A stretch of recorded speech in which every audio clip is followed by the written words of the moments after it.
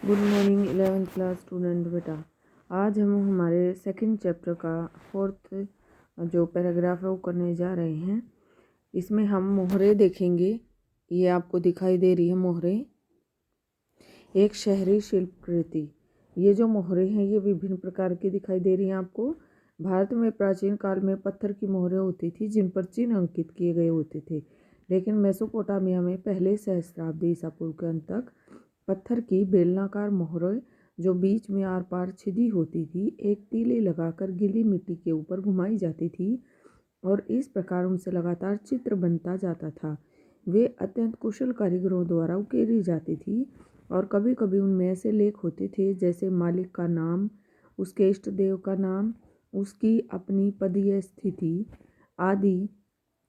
किसी कपड़े की गठरी या बर्तन के मुंह को चिकनी मिट्टी से लीप पोत कर उस पर मोहर घुमाई जाती थी, जिससे उसमें अंकित लिखावट मिट्टी की सतह पर छप जाती थी। इससे उस गठरी या बर्तन में रखी वस्तुओं को मोहर लगाकर सुरक्षित किया जा सकता था। जब इस मोहर को मिट्टी की बनी पट्टिका पर लिखे पत्र पर घुमाया जाता था तो वह मोहर उस पत्र की प्रामाणिकता की प्रतीक बन जाती थी।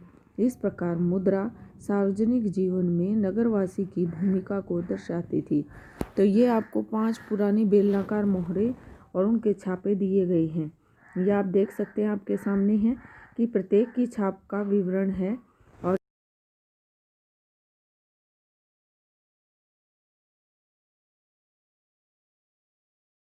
देखिए, यहाँ पर देखें, ये भालू जैसी आकृति दिखाई गई है। ये किसी पक्षी का चिन्ह है। ये देखें, 2 जंग है। और यहाँ देखें, यहाँ पर अलग तरह का है। यहाँ देखें बेटा, यहाँ बिल्कुल अलग तरह का हिरण वगैरह दिखाए गए हैं। ये देखें, नीलगायें वगैरह दिखाई गई हैं जंगल के अंदर। ये यहाँ देख सकते हैं आप, ये बिल्कुल इससे उलट है, अलग तरह की है। और यहाँ देखें आप, ये बिल्कुल इससे अलग तरह की है। तो ये मिट्टी की पट्टिकाएँ हैं, ठीक है। और ये बेलनाकार, ये देखो यहाँ पर भी ये दी गई है मोहरें। तो इस तरह से हमें पता चलता है कि उस समय पर जो वस्तुएं हैं उनकी प्रामाणिकता किस प्रकार साबित की जाती थी। ऊपर के विवरण से पता चलता है कि नगरों की सामाजिक व्यवस्था में एक उच्च या संभ्रांत वर्ग का प्रादुर्भाव हो चुका था। धन दौलत का ज़्यादातर हिस्सा समाज के एक छोटे से वर्ग में केंद्रित था। इस बात की पुष्टि इस तथ्य से होती है कि बहुमूल्य चीज़ें जैसे आभूषण, सोने के पात्र, सफ़ेद सीपियाँ और लाजवर्द जुड़े हुए लकड़ी के वाद्य यंत्र, सोने के सजावटी खंजर आदि विशाल मात्रा में उर में राजाओं और रानियों की कुछ कब्रों या समाधियों में उनके साथ दफनाई गई मिली हैं। लेकिन आम आदमी की स्थिति क्या थी? कानूनी दस्तावेजों जैसे विवाह संबंधी, उत्तराधिकार संबंधी से पता चलता है कि मेसोपोटामिया के समाज में एकल परिवार को ही आदर्श माना जाता था। संयुक्त परिवार और एकल परिवार, ठीक है। हालांकि एक शादीशुदा बेटा और उसका परिवार अक्सर अपने माता पिता के साथ ही रहा करते थे। पिता परिवार का मुखिया होता था। हमें विवाह की प्रक्रिया या विधि के बारे में कुछ जानकारी मिली है। विवाह करने की इच्छा के बारे में घोषणा की जाती थी और वधू के माता पिता उसके विवाह के लिए अपनी सहमति देते थे। उसके बाद वर पक्ष के लोग वधू को कुछ उपहार देते थे। एकल परिवार में एक पुरुष, उसकी पत्नी और उसके बच्चे शामिल होते हैं। और संयुक्त परिवार में क्या होता है? संयुक्त परिवार में माता पिता, दादा दादी और बेटा बेटी सभी एक साथ मिलकर रहते हैं, ठीक है। तो यहाँ अनाउंस हो जाने के बाद क्या होता था कि जब विवाह की रस्म पूरी हो जाती थी तब दोनों पक्षों की ओर से उपहारों का आदान प्रदान किया जाता था। वे एक साथ बैठकर भोजन करते थे, एक मंदिर में जाकर भेंट चढ़ाते थे। जब नववधू को उसकी सास लेने आती थी तब वधू को उसके पिता द्वारा उसकी दाय का हिस्सा दे दिया जाता था। पिता का घर, पशुधन, खेत आदि उसके पुत्रों को मिलते थे। आइए अब उर नगर का अवलोकन करें, ठीक है। तो ये मैप दिया गया है, यहाँ देखिए आप, ये उर नगर का मैप दिया गया है आपको। तो ये उर नगर का एक रिहायशी इलाका है लगभग 2000 ईसा पूर्व का। इसमें ये देखें टेढ़ी मेढ़ी गलियां सड़कें वगैरह बनी हुई हैं, ये देखें। ठीक है, तो ये मैप है इस तरह से। तो यहाँ दिया गया है कि मेसोपोटामिया का एक ऐसा नगर था, कौन सा नगर? उर नगर, जिसके साधारण घरों की खुदाई 1930 के दशक में सुव्यवस्थित ढंग से की गई। इसमें टेढ़ी मेढ़ी व संकरी गलियां पाई गई, जिससे पता चलता है कि पहिए वाली गाड़ियां वहां के अनेक घरों तक नहीं पहुंच सकती थी। अनाज के बोरे, ईंधन के गट्ठे गधे पर लाद कर घर तक लाए जाते थे। पतली व घुमावदार गलियों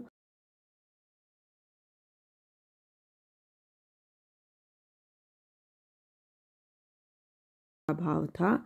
वहां गलियों के किनारे जल निकासी के लिए उस तरह की नालियां नहीं थी जैसे कि उसके समकालीन नगर मोहनजोदड़ो में पाई गई, बल्कि जल निकासी की नालियां और मिट्टी की नलिकाएं उर नगर के घरों के भीतरी आंगन में पाई गई हैं, जिससे यह समझा जाता है कि घरों की छतों का ढलान भीतर की ओर होता था और वर्षा का पानी निकास नालियों के माध्यम से भीतरी आंगनों में बने होजों में ले जाया जाता था। होज क्या होते हैं? बहुत बड़े बड़े गड्ढे होते हैं जो भूमि के अंदर बनाए जाते हैं पानी इकट्ठा करने के लिए। ठीक है, फिर भी ऐसा प्रतीत होता है कि लोग अपने घर का सारा कूड़ा कचरा बहाकर नालियों में डाल देते थे, जहां वह आने जाने वाले लोगों के पैरों के नीचे आता रहता था। इस प्रकार बाहर कूड़ा डालते रहने से गलियों की सतह ऊंची उठ जाती थी, जिसके कारण कुछ समय बाद घरों की दहलीजों को भी ऊंचा उठाना पड़ता था ताकि वर्षा के बाद कीचड़ बहकर घरों के भीतर न आ सके। कमरों के अंदर रोशनी खिड़कियों से नहीं बल्कि उन दरवाज़ों से होकर आती थी जो आंगन में खुला करते थे। इससे घरों के परिवारों में गोपनीयता भी बनी रहती थी। घरों के बारे में कई तरह के अंधविश्वास प्रचलित थे, जिनके विषय में उर में पाई शगुन अपशगुन संबंधी बातें पट्टिकाओं पर लिखी मिली हैं। जैसे घर की देहली ऊंची उठी हुई हो तो वह धन दौलत लाती है। सामने का दरवाज़ा अगर किसी दूसरे के घर की ओर न खुले तो वह सौभाग्य प्रदान करता है। लेकिन अगर घर का लकड़ी का मुख्य दरवाज़ा बाहर की ओर खुले तो पत्नी अपने पति के लिए यंत्रणा का कारण बनेगी। पूर्व में नगरवासियों के लिए एक कब्रिस्तान था जिसमें शासकों तथा जनसाधारण की समाधियां पाई गई हैं, लेकिन कुछ लोग साधारण घरों के फर्शों के नीचे भी दफनाए हुए पाए गए हैं। ठीक है, फिर यहाँ देखें पशु चारक क्षेत्र में एक व्यापारिक नगर। 2000 ईसा पूर्व के बाद मारी नगर शाही राजधानी के रूप में खूब फला फूला। आपने देखा होगा कि मारी नगर दक्षिण के उस मैदानी भाग में स्थित नहीं है जहां खेती की पैदावार भरपूर होती थी, बल्कि वह फरात नदी की ऊर्ध्व धारा पर स्थित है। यहाँ पर मानचित्र 3 में विभिन्न रंगों का प्रयोग करके यह दर्शाया गया है कि उस ऊपरी क्षेत्र में खेती और पशुपालन साथ साथ चलते थे। मारी राज्य में वैसे तो किसान और पशुपालक दोनों ही तरह के लोग थे, लेकिन उस प्रदेश का अधिकांश भाग भेड़ बकरी चराने के लिए काम में लिया जाता था। तो यहाँ पर ये एक रंगीन आपको मैप दिखाया गया है और इस मैप के अंदर आप देख सकते हैं जो ग्रीन कलर का है, बिल्कुल ग्रीन है। भूमि को प्रत्येक वर्ष बाढ़ प्राप्त होती है। बसंत में उगाई, उर्दाद में चराई गई चारागाह क्षेत्र है ये।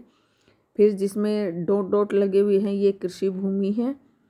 फिर जो येलो कलर में है वो चारागाह भूमि है जिसमें वेदिकाएं, नहर का पानी नहीं पहुंच पाता है। फिर है जो आपको ये येलो से दूसरे कलर में दिखाया गया है, इसमें क्या है कि बसंत में बहनगढ़ क्षेत्र है, बाढ़ग्रस्त, यहाँ बाढ़ आ जाती है। ठीक है, और फिर ये जो डॉट डॉट दिखाया गया है ये मौसमी धारा है। फिर नीचे यहाँ पर देखें, यहाँ दिखाया गया है कि निचली भूमि में पठार की ओर स्टेपी के मैदान है, ये पठार है और ये निचली भूमि है। ठीक है, ये देखें यहाँ पर ये फरात नदी है, ये नदी दिखाई गई है ब्लू कलर में जो है ये यहाँ पर।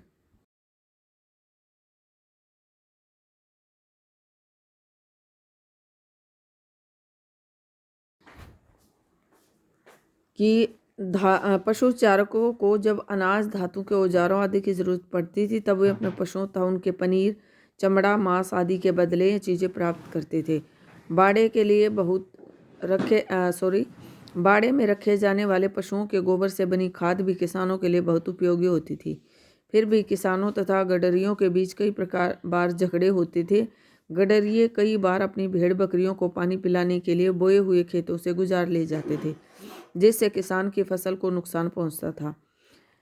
तो एक क्वेश्चन बनता है आपका यहाँ पर कि पशुपालक किस तरह से शहरी जीवन के लिए खतरा थे।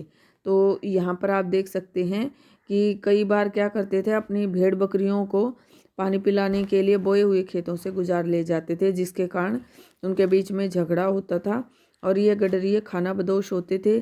किसानों की फसलों को नुकसान होता था। इससे कई बार किसानों के गांव पर हमला बोलकर उनका इकट्ठा किया हुआ माल लूट लेते थे। कई बार ऐसा भी होता था कि बस्तियों में रहने वाले लोग भी इन पशुचारकों का रास्ता रोक देते थे, उन्हें अपने पशुओं को नदी नहर तक नहीं ले जाने देते थे। तो इस तरह से 3 मार्क्स का क्वेश्चन आपका यहाँ बन रहा है, या 5 मार्क्स में भी क्वेश्चन आए तो आप पशुचारकों के बारे में इस तरह की बातें लिख सकते हैं। फिर है मेसोपोटामिया के इतिहास पर नज़र डालें तो पता चलेगा कि वहाँ के कृषि से समृद्ध हुए मुख्य भूमि प्रदेश यायावार समुदाय के झुंड पश्चिमी मरुस्थल से आते रहते थे। ये गडरिये गर्मियों में अपने साथ इस उपजाऊ क्षेत्र के बोए हुए खेतों में अपनी भेड़ बकरियां ले आते थे। ये समूह गडरिये फसल काटने वाले मजदूरों अथवा भाड़े के सैनिकों के रूप में आते थे और समृद्ध होकर यहीं बस जाते थे। उनमें से कुछ ने तो अपना खुद का शासन स्थापित करने की भी शक्ति प्राप्त कर ली थी। खानाबदोश लोग अक्कादी, एमोराइट, असीरियाई और आर्मीनियन जाति के थे। मारी के राजा एमोराइट समुदाय के थे। उनकी पोशाक वहाँ के मूल निवासियों से भिन्न होती थी। उन्होंने मेसोपोटामिया के देवी देवताओं का आदर ही नहीं किया, बल्कि स्टेपी क्षेत्र के देवता डैगन के लिए मारी नगर में एक मंदिर भी बनवाया। इस प्रकार मेसोपोटामिया का समाज और वहाँ की संस्कृति भिन्न भिन्न समुदाय के लोगों और संस्कृतियों के लिए खुली थी। संभवतः विभिन्न जातियों तथा समुदायों के लोगों के परस्पर मिश्रण से ही वहाँ की सभ्यता में जीवन शक्ति उत्पन्न हो गई थी। यहाँ पर देखें, एक और चित्र दिखाया गया है। इस चित्र में बताया गया है कि एक योद्धा अपने हाथों में एक लंबा भाला और खपच्ची की ढाल पकड़े हुए है। एमोराइट लोगों की एक खास किस्म की पोशाक है जो आपको सुमेरियन योद्धा की पोशाक से भिन्न होती थी। यह चित्र एक सीपी पर उकेरा गया है, लगभग 2600 ईसा पूर्व का है। ये देखें, यहाँ पर इस चित्र को आप देख सकते हैं, थोड़ा सा बड़ा करके आप ऐसे करके देखेंगे तो आपको दिखाई देगा। ये देखिए, इसके हाथ में भाला है, तीर कमान लिया हुआ है और इसकी पोशाक देखिए आप, बिल्कुल अलग किस्म की है। और एक यहाँ पर आपको देखें, ये घायल अवस्था में यहाँ दिखाया गया है और ये किसी द्वार में प्रवेश कर रहा है। ठीक है, तो इस तरह से आप देख सकते हैं। नेक्स्ट देखें, ये मारी में जिमरीलिम का राजमहल दिखाया गया है। ये सभागार है, यहाँ पर देखें बीच में, और बाहरी आंगन है। ये प्रवेश द्वार है, यहाँ से प्रवेश किया जाता था।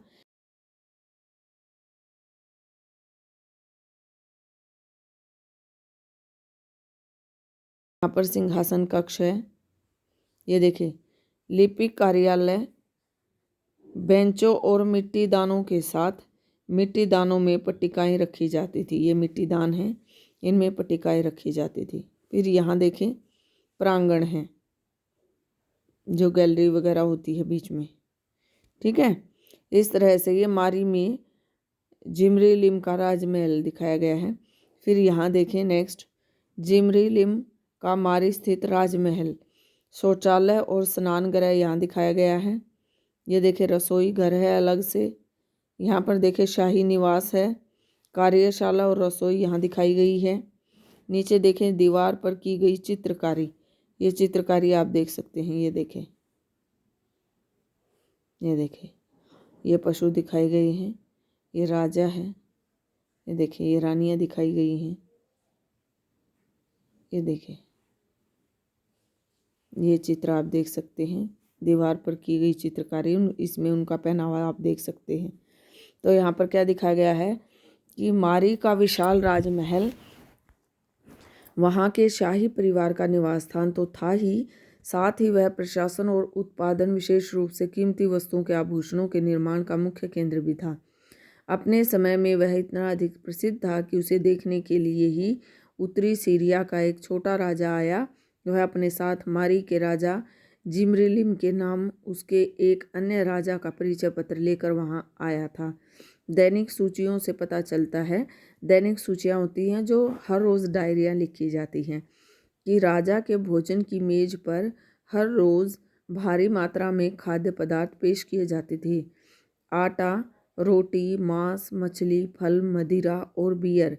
यह संभवतः अपने अन्य साथियों के साथ सफ़ेद पत्थर जड़े आंगन में बैठकर बाकायदा भोजन करता था।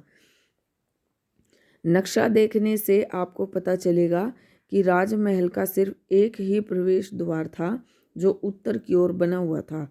उसके विशाल खुले प्रांगण सुदूर पत्थरों से जड़े हुए थे। राजा विदेशी अतिथियों और अपने प्रमुख लोगों से कमरा 132 में मिलता था, जहाँ के भित्ति चित्रों को देखकर आगंतुक लोग हतप्रभ रह जाते थे। राजमहल 2.4 हेक्टेयर के क्षेत्र में स्थित एक अत्यंत विशाल भवन था, जिसमें 260 कक्ष बने हुए थे। तो इस तरह से ये देखें आप, यहाँ पर आपको दिखाया गया है, ये दीवार पर की गई जो चित्रकारी है दिखाई गई है, जहाँ पर राजा जो है वो अपने आगंतुकों से मिलता था। ठीक है, इस तरह से आपके सेकंड चैप्टर का ये 4th वीडियो है, जिसमें आपने जाना कि विभिन्न प्रकार के जो पशुपालक हैं उनका रहन सहन कैसे है, और जो व्यापारी हैं वो किस चीज़ का व्यापार करते हैं, जो राजा है वो कैसा है, उसका रहन सहन कैसा है, कैसे उसने दुर्ग बनाया है या राजमहल बनाया है, क्या क्या उसके अंदर रखा गया है, उसने क्या क्या सुविधाएं की हैं, कैसे वो अपने आगंतुकों का आदर सम्मान करता है। ठीक है बेटा, तो इसके आगे का हम कल करेंगे। Thank you, have a nice day.